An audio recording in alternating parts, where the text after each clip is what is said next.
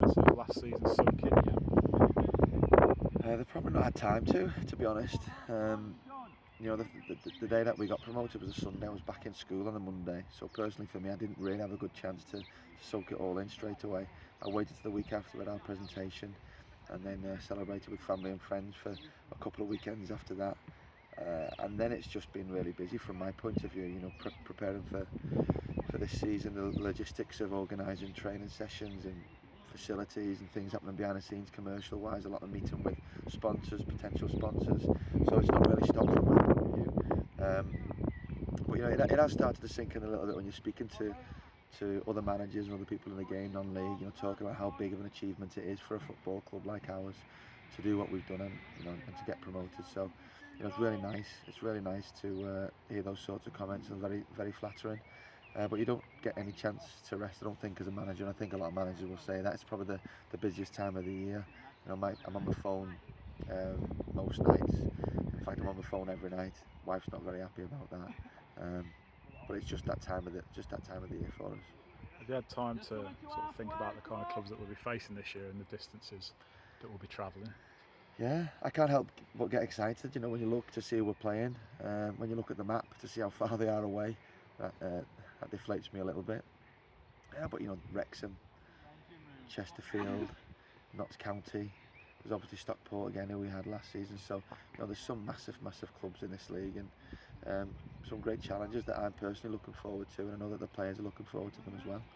I know one thing that supporters want to know is about potential for new signings. How's that been going? It's going really well. Obviously, we've not got anything announced as yet. I've got an agreement with one player that's ready to come in, and I'm very close to getting a few others in. But I just want to make sure that we get the absolute right people. I've met probably around about 20 players, and at this level now, more the agents get involved. So there's a lot of time and effort going in and doing the due diligence to speak to the right people, finding out about the character. And it's at a time of the season where we've got a little bit of time. It's not like mid-season where you're trying to get one over the line within a week or 2 weeks. You can really do your work. So I'm speaking to a lot of managers about a lot of players, and hopefully I'll bring in the right people who can push us on. I'm already really satisfied with the squad we've got. We've kept and maintained at the core of that, and I think that the players that we bring in need to be quality. They need to be experienced. They need to know the level. So that's what I'm in the process of doing at the moment. And it's not a quick turnaround.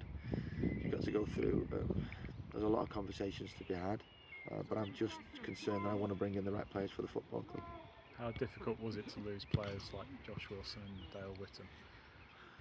I think it's very difficult because, as I've said, you get quite close to these players, and it is a very strong club and a good club to be at, and you do develop really strong relationships with them. So, from that point of view, it's difficult. We won't have Dale Whittam whistling in the changing room and dancing at half time and getting the boys going.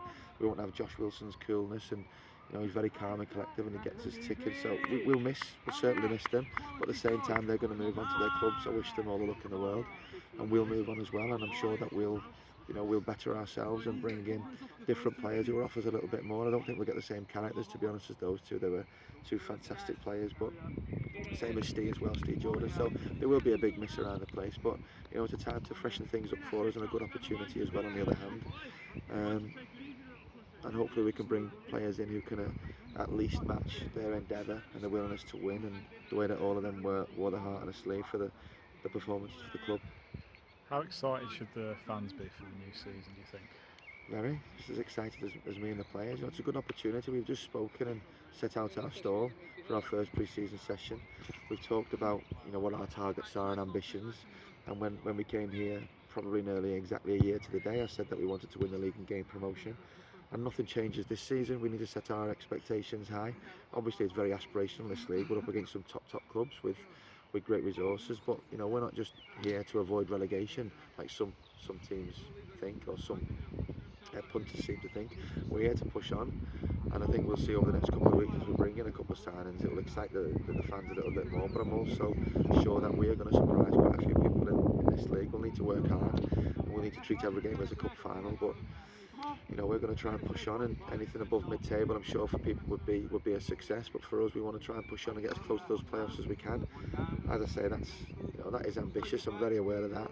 But part-time clubs have done it in the past, and teams that have gone up in previous seasons, like Harrogate, Fylde, and Solihull, have been able to push on. So, you know, there's no reason with the right effort and endeavour that we can't do that this season.